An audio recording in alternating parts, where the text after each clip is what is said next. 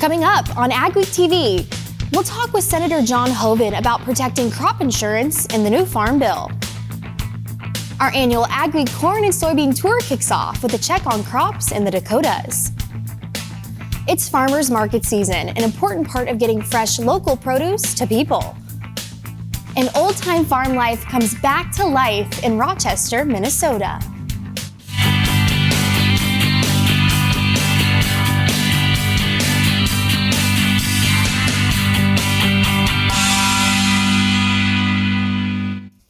Welcome to AgweekTV. I'm Emily Beal. It's a Farm Bill year, and with that comes a lot of uncertainty. AgWeek's Jeff Beach met with Senator John Hoeven to discuss what we can expect in the upcoming Farm Bill, including protecting crop insurance in this week's AgWeek cover story. All right, with us today is Senator John Hoeven from North Dakota. Senator Hoeven, one of the things that comes up in talks about the Farm Bill is protecting crop insurance as kind of like a main priority. And can you explain why crop insurance is so important, especially here in North Dakota? Sure. Crop insurance is our farmers' #1 risk management tool, and they'll tell you that every time. We have sessions all over the state and even beyond across country.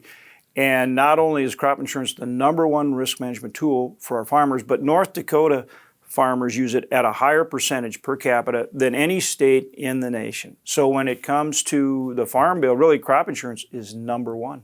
And where are we at on negotiations in the Farm Bill, especially on SNAP, what used to be food stamps? Right now, that's actually, I would say, a big part of holding up the Farm Bill, right? Everybody would like to get a Farm Bill done this year. I'm not convinced that's going to happen because what's called Title I, which is the commodity title, which includes crop insurance, it also includes the countercyclical safety program and the other programs that our farmers and ranchers actually use, that has to be right. That has to do the job. That's the engine of the car, if you will. You have to remember that good farm policy doesn't just benefit our farmers and ranchers. It benefits every American every day because we have the highest quality, lowest cost food supply in the world that every American benefits from. And Americans typically spend less of their budget on food than almost any other developed country. So this is a system of family-based businesses, farms and ranches, that really works for our consumers. Title I is the key to keep it going. And right now, I'm not seeing the kind of things that need to be in there to make sure that works for our farmers and ranchers. And in a sense, it's because the nutrition title is taking so much of the Farm Bill, and you've got a lot of folks, particularly on the other side of the aisle, that are pushing for more and more of the funding there, but they're not making sure that Title I gets done right. That, to me, is the biggest thing holding it up right now, and it's going to hold it up until we get what we need in Title I. Any risk of what might happen going into next year? Is there any downside to delaying a Farm Bill? You know, myself, Senator Bozeman, who's our ranking member on Ag Authorizing, he and I are very much in lockstep on this. And we're going to make sure that we get some of these improvements, or we're not going to be willing to advance the Farm Bill. Well, thank you, Senator Hoeven. You can read more about options for tweaking crop insurance in the next Ag Week or on agweek.com. This month's AgWeek special report is nutrition and farm policy. Getting local fresh food isn't easily accessible for some, but certain farmers markets are looking to change that. Red River Market in Fargo started accepting SNAP as a payment option at their market in 2015. This has allowed more people to buy farm fresh, locally produced food. Food access and security is really important to us here at Red River Market, and we want to be able to have fresh produce and food available and accessible for those who are on SNAP EBT instead of just having their options be Walmart or other grocery stores. Red River Market matches up to $15 each market day per SNAP EBT user. This is the time of year when summer's bounty is plentiful at farmers markets. Those markets play a big role in helping small growers get their produce out to the public and give people easy access to fresh, local, nutritious food. In fact, they are so important, the USDA highlights the value markets bring to communities with National Farmers Market Week each August. This year, some crops around the region were slowed by drought, but a farmers market manager in Rochester, Minnesota says they found a way to bridge the gap until produce started coming in. It was really rough because the first 2-3 weeks with the drought, we didn't have that much produce. So we invited artists in and they fill the farmers market beautifully. More than 200 growers sell their produce at the village. Up next on AgweekTV, our annual corn and soybean tour kicks off with a check on the Dakotas.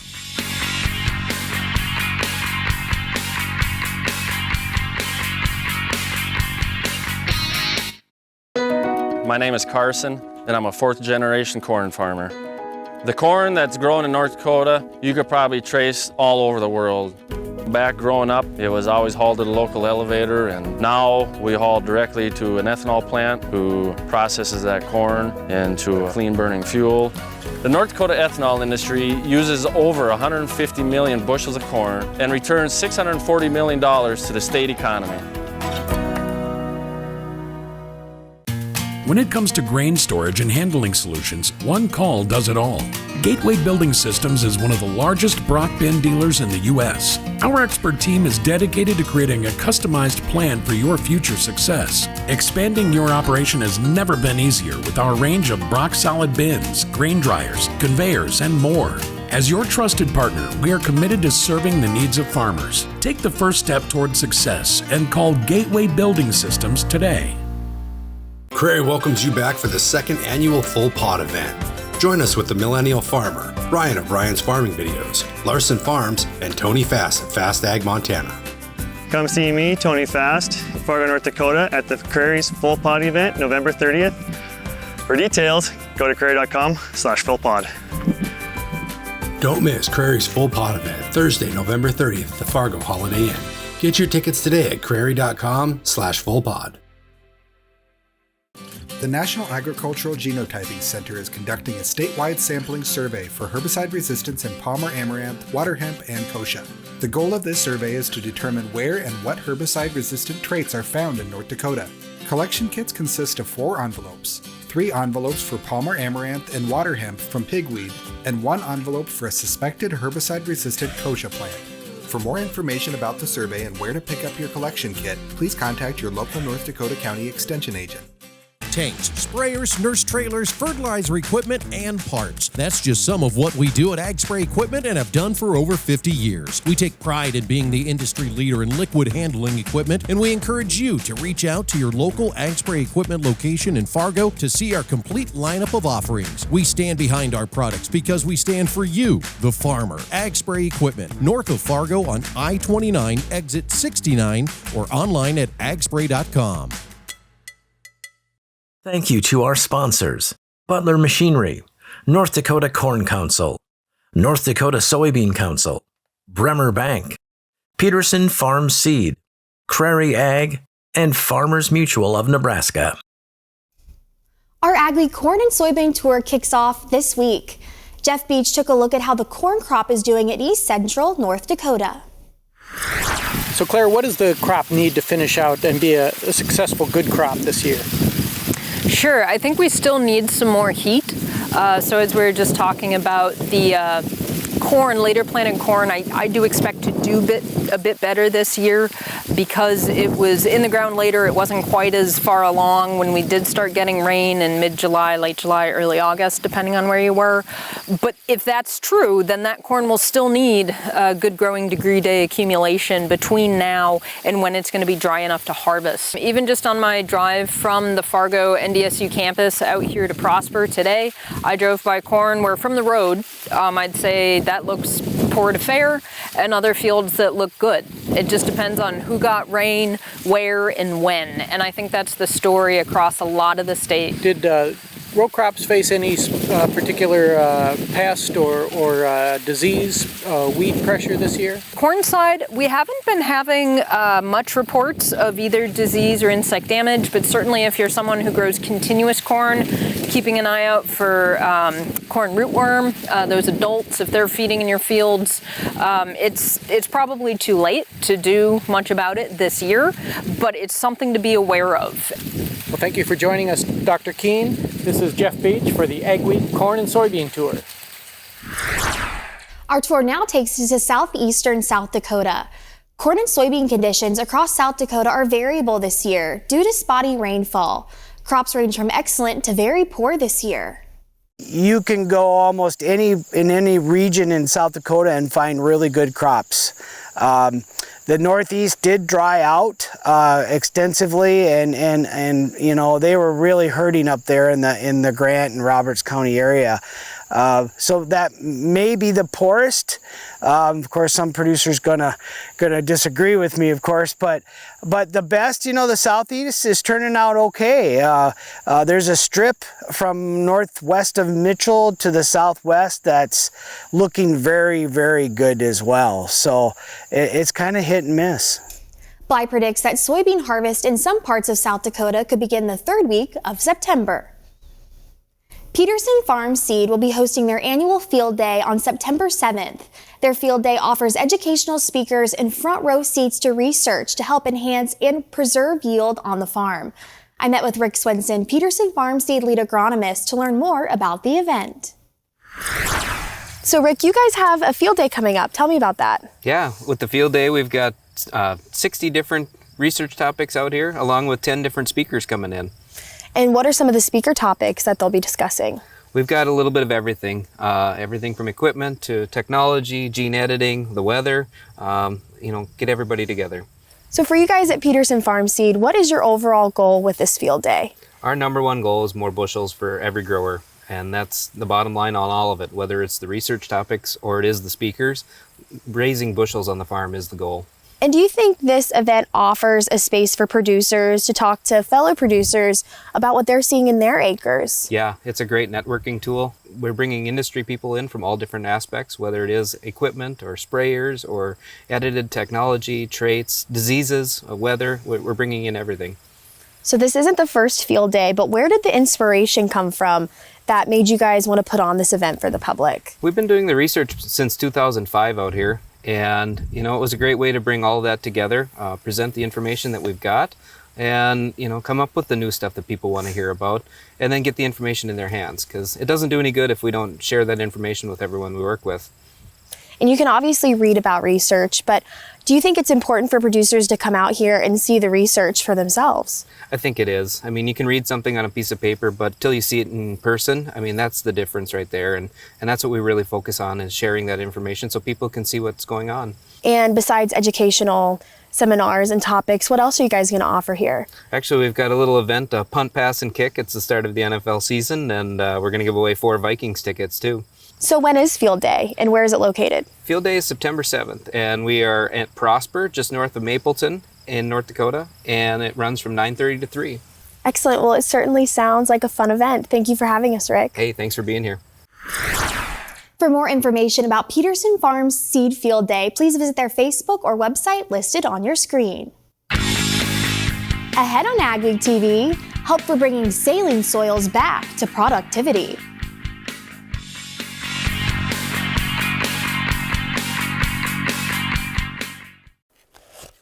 Seriously?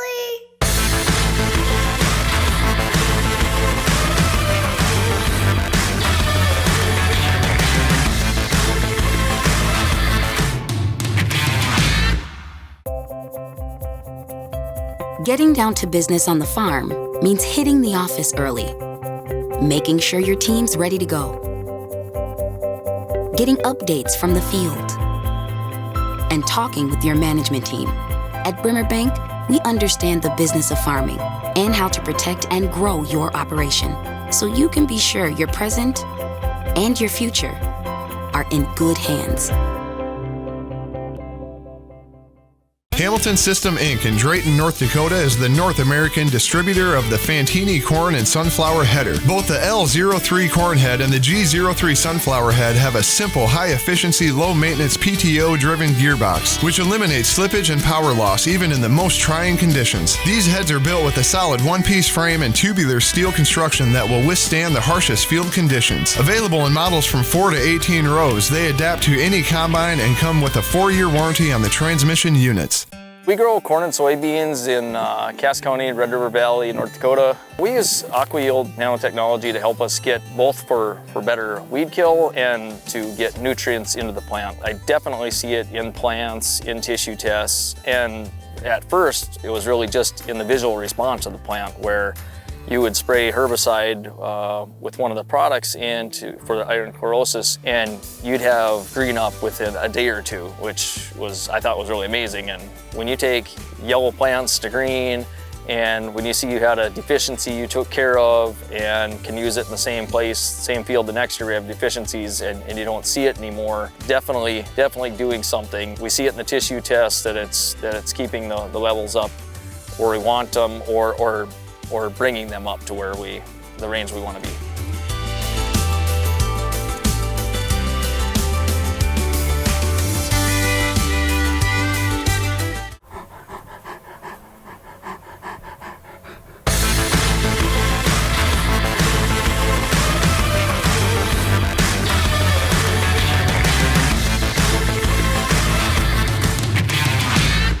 AgWeek Weather is sponsored by Bremer Bank. Connect with a banker today at bremer.com. How will the weather fare for the last week of August? Here's John with our AgWeather Outlook. Well, it is just about September, and over the next couple of weeks, the pattern will show nothing that resembles fall. It's still very much a summery pattern, despite the fact that I've noticed a few leaves beginning to turn. Of course, maples and sumac will often do that in the upper Midwest and Midwest this time of year. The pattern itself, though, still quite decidedly summery. Even as we get into September, I think there'll be quite a bit of opportunity for hot weather, and a lot of this has to do with this big dome of high pressure, this big giant heat wave ridge in the central part of the country, and underneath that it is stone dry, and that's not going to change. Around the periphery there will be some shower chances, but it's going to be, generally speaking, for the corn bean belt and the Great Plains the next couple of weeks, warmer than average and drier than average. That's going to continue. Cold weather, as in high temperatures not that much above freezing or up to around 40 degrees or so, that continues up around Hudson Bay. The jet stream temporarily has delivered some cooler weather into the Great Lakes area in the eastern United States, but in the backside of that, we're seeing hot temperatures this week building up once again. Now, this will waffle a little bit, but it's going to keep things fairly warm, and by about Thursday, there might be one more surge of temperatures up to the 90s or around 90 as far north as the Canadian border, and generally speaking, a lot of this in the bright red is going to be 90s and hundreds. The only cool areas will be the northeast, New England, and some parts of the northern Rockies. Now, as we move toward the weekend, I do expect this to be Labor Day weekend. I do expect to see a little bit more of a cool down in the northern plains, but that looks temporary. And post Labor Day weekend, I'm still expecting some more hot weather, perhaps even some more 90-degree type weather getting up into the northern plains. And a lot of this through the corn and bean belt, central plains, and of course the southern plains will just continue to be beastly hot. And underneath that, mostly dry underneath this heat dome in the central part of the country.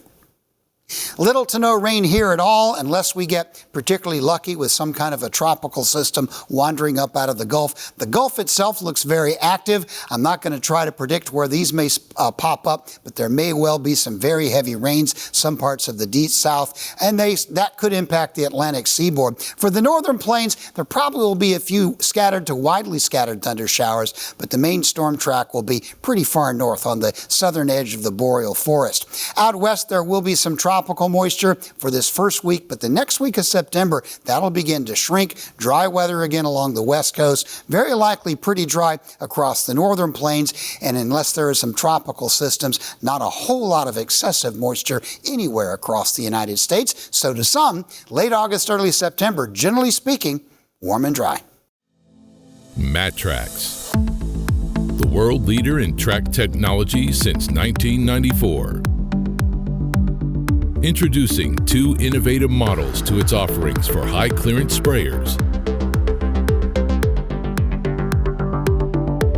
See all the innovations at the Farm Progress Show in Decatur, Illinois from August 29th through the 31st. Or go to matrax.com to learn more.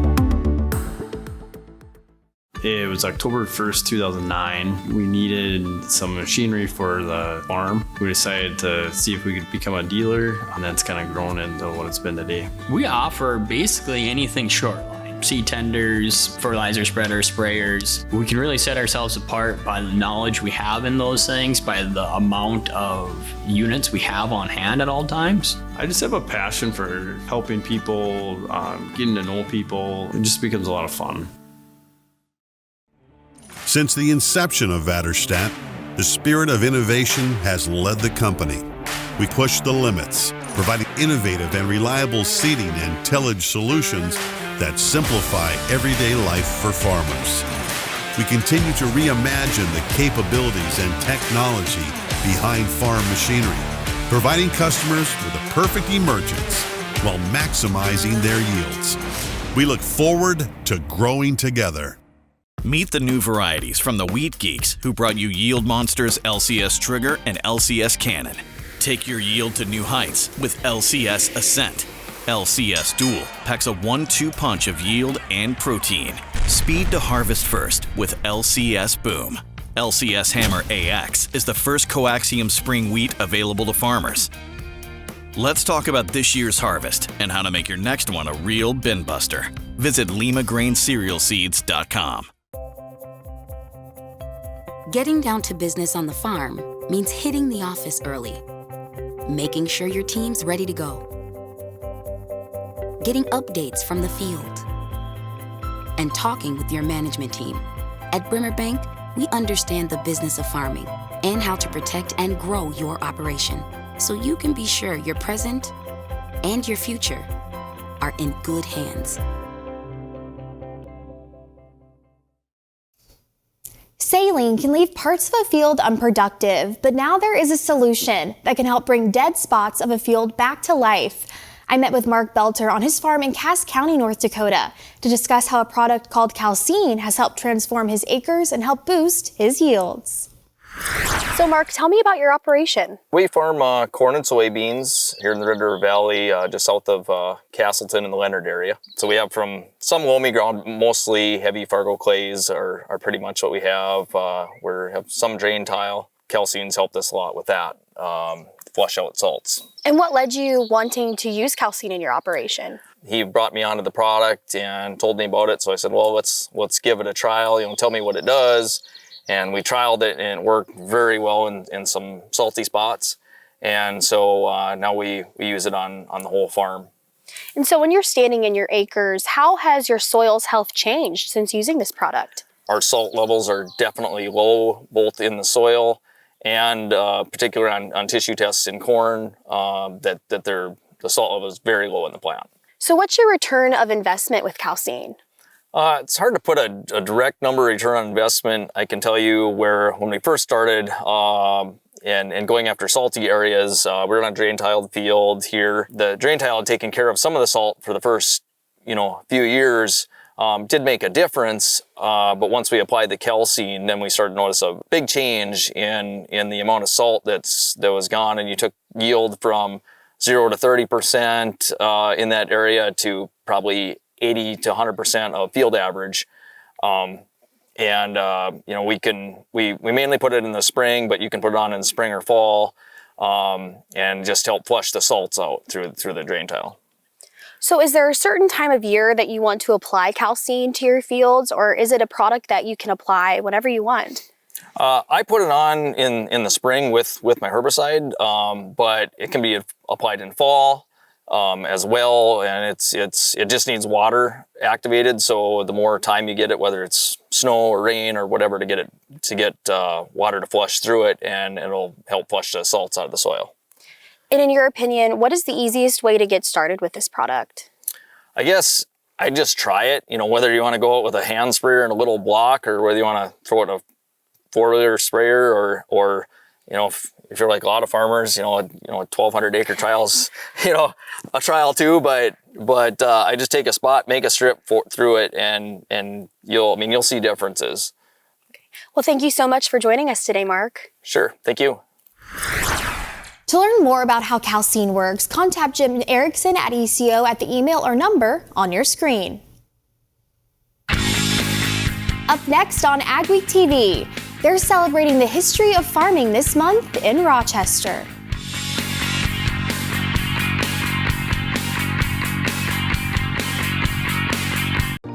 There's no easy button, no guarantees, or promises of a good year. This is farming. It's unpredictable and demanding, with long days and sometimes stressful nights. It's weathering the storms and coming out successful. Farming isn't for everyone. We thank those who make it their life, because it is for everyone.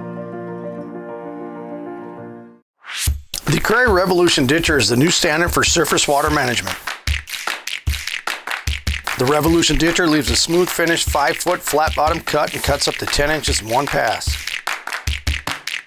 Throw dirt in either direction, up to 165 feet. Now with the hydraulic cross auger to break up dirt and keep you working faster. Check out the Revolution Ditcher at prairie.com. You've worked hard this planting season to get your crops in, with a large investment to match. What happens if they get damaged by hail? Will your NPCI coverage be enough to protect your investment? Martinson Ag can help. We offer hail insurance policies from 5 different companies, so we can find the one that fits your operation best. Don't wait until it's too late. Call the risk management specialists at Martinson Ag today and see how we can help protect your crops and your bottom line. Martinson Ag, the risk management specialists. Get a jump on next season's crop. Before you put your planter away after the planting season, bring it to the experts at Titan Machinery for a full inspection. Titan Machinery service technicians have the experience and training to inspect your Case IH planter and get it in optimal condition for next season. Get a head start on next season and get the peace of mind that your planter is ready when you store it for the winter. Contact the planter experts at your local Titan Machinery Case IH dealership today.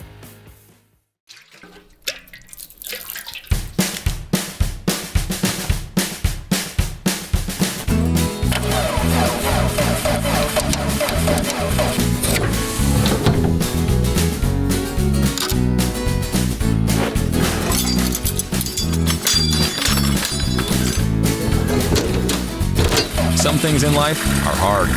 That's why banking shouldn't be. Cornerstone Bank. Farm history comes back to life every August at the Days of Yesteryear show in Rochester, Minnesota. The event is designed to show people the old equipment and the way things were done in the early days on the prairie, but it also teaches about rural culture and history.